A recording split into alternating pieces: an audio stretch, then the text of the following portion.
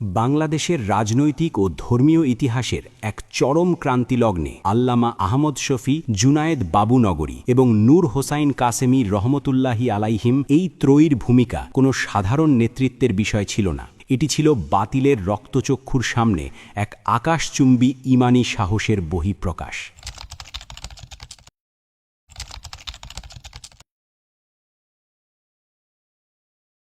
এমন এক সময়ে তারা ময়দানে নেমেছিলেন যখন ক্ষমতার দাপটে মানুষের কণ্ঠস্বর রুদ্ধ ছিল, যখন বড় বড় রাজনৈতিক শক্তিগুলো অস্তিত্ব রক্ষার ভয়ে আত্মগোপনে কিংবা আপোষকামিতায় লিপ্ত ছিল। তৎকালীন স্বৈরাচারী শাসনের ভয়াবহতা আজ কারও অজানা নয়। একের পর এক ফাঁসি কার্যকর করা হলেও যারা তা ঠেকাতে পারেনি, যারা ১৭ বছর ধরে নিজ দলীয় প্রধান কার্যালয়ের তালা খুলতে ব্যর্থ হয়েছে, কিংবা যারা রাস্তার সাধারণ একটি বালুর ট্রাক সরাতে না পেরে পিছু হটেছে, তাদের ব্যর্থতা স্পষ্ট করে দেয় যে জাগতিক রাজনীতির হিসেব নিকেশ সেই সময়ে কতটা পঙ্গু হয়ে গিয়েছিল। শেখ হাসিনার সেই প্রলয়ঙ্করী ক্ষমতার সামনে যখন তথাকথিত বিপ্লবীরা নতি স্বীকার করেছিল, ঠিক তখনই কওমির মাদ্রাসার হৃদয় থেকে উঠে আসা সফেদ দাড়ির এই বৃদ্ধ আলেমরা ঈমানের শক্তিতে বলীয়ান হয়ে দাঁড়িয়েছিলেন।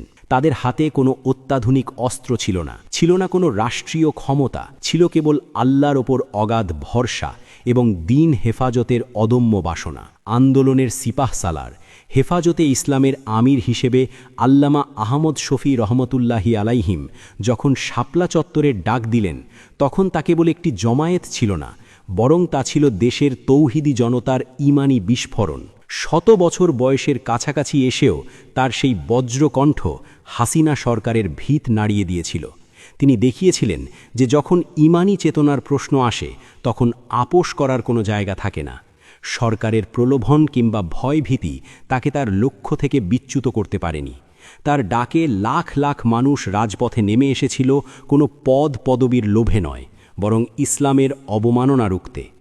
আপোষহীন সিপাহসালার আল্লামা জুনায়েদ বাবুনগরী শাপলা চত্বরের সেই বিভীষিকাময় রাতে যখন রাষ্ট্রীয় বাহিনী নির্বিচারে আক্রমণ চালিয়েছিল, তখন অনেকেই রণভঙ্গ দিয়েছিলেন। কিন্তু জুনায়েদ বাবুনগরী ছিলেন অটল। তিনি কেবল একজন আলেম ছিলেন না, ছিলেন বাঘের গর্জন। জেল, জুলুম, রিমান্ডের অবর্ণনীয় নির্যাতন আর অসুস্থতা কিছুই তাকে দমাতে পারেনি। তিনি স্পষ্ট ভাষায় ঘোষণা করেছিলেন, আমাদের লক্ষ্য ক্ষমতার গদি নয়, বরং রাসূলুল্লাহর মর্যাদা রক্ষা।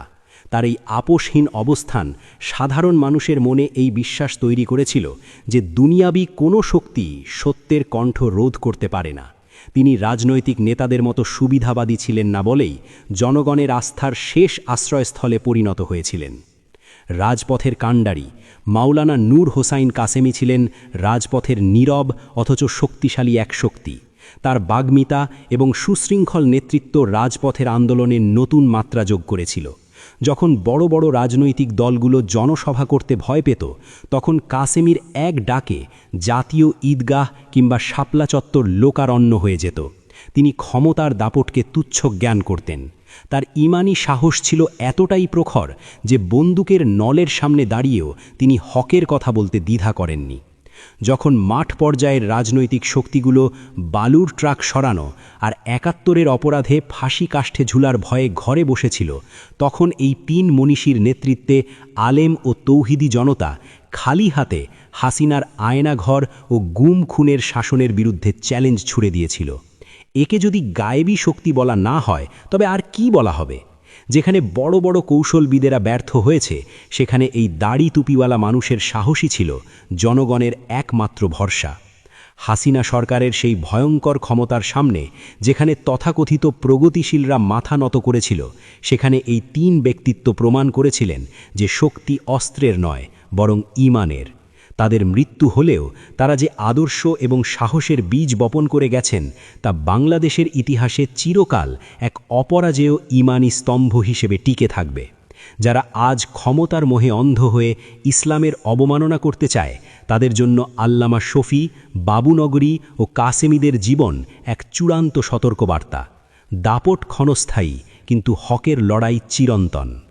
ছাত্র জমিয়াত বাংলাদেশের কেন্দ্রীয় মিডিয়া সেল CGB এর সাথে থাকায় ধন্যবাদ।